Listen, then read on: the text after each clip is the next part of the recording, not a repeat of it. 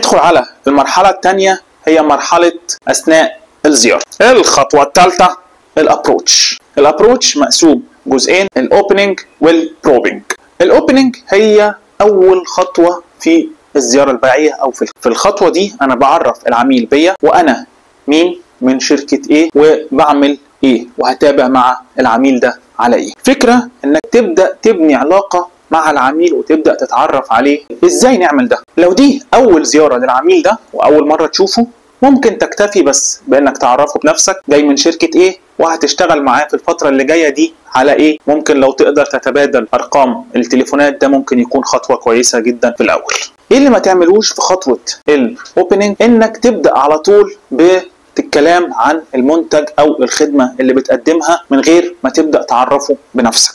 خلصنا الاوبننج، ندخل على البروبنج. البروبنج هو، خلينا نقول ببساطه، هو فن الاسئله. ممكن ترجعوا تشوفوا الحلقه بتاع الاسئله وانواعها. ممكن تكون جمعت معلومات من السوق، تبدا تفاليديت المعلومات اللي انت جمعتها من خلال الاسئله ومن خلال الفتره دي. او لو ما جمعتش حاجه، ابدا دلوقتي تجمع من العميل كل اللي انت عايزه. ازاي نعمل ده؟ ابدا بانك تسال اسئله تجمع بيها معلومات، يفضل انها تكون open ended questions. ايه اللي ما تعملوش في النقطه دي؟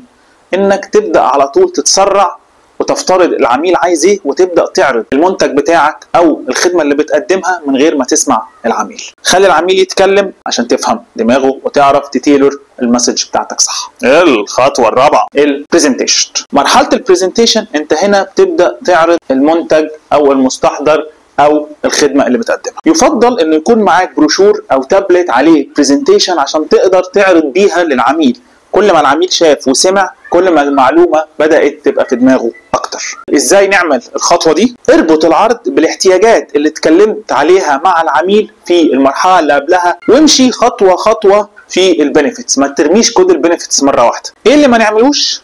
انك تفضل تتكلم عن تقنيات المنتج، تفضل تتكلم على الفيتشرز بتاعه المنتج وما تربطهاش بالبنفيتس. خلي العرض متركز على الفوائد بتاعه المنتج وربطها بالطلبات او بالحاجات اللي العميل عايزها او بيدور عليها. الخطوه الخامسه هاندلنج اوبجكشنز. هيبدا يسال اسئله ممكن تكون فيها اعتراضات، فانت هنا دورك انك تقدر تحل وترد على الاعتراضات دي بذكاء وبشطاره من غير ما تهاجم العميل. ازاي نعمل ده؟ خد اعتراضات العميل بجديه وقدم اجابات واضحه، وحاول توضح له الفوائد اللي ممكن تغطي العيوب اللي هو شايفها. ايه اللي ما تعملوش؟ ما تتجاهلش الاعتراضات وما تردش عليها بشكل هجومي او دفاعي على طول. لازم تكون هادي، تسمع، تفكر، تبدا ترد. الخطوه السادسه مرحله الكلوزنج، مرحله اغلاق الصفقه. بعد ما وضحت كل حاجه واتكلمت وسالت وسمعت وشرحت وحليت الاعتراضات وعملت كل حاجه، لو ما عملتش كلوزنج صح راحت منك. ازاي تعمل ده؟ تعالوا نشوف مع بعض. اول ما تبدا تظهر اي علامات من علامات الشراء، اقفل الكول على طول. بمعنى علامات الشراء زي ايه؟ المنتج ده موجود فين؟ وسط ما انت بتتكلم، المنتج ده بكام؟ المنتج ده لو نزلت في الحته دي هلاقيه.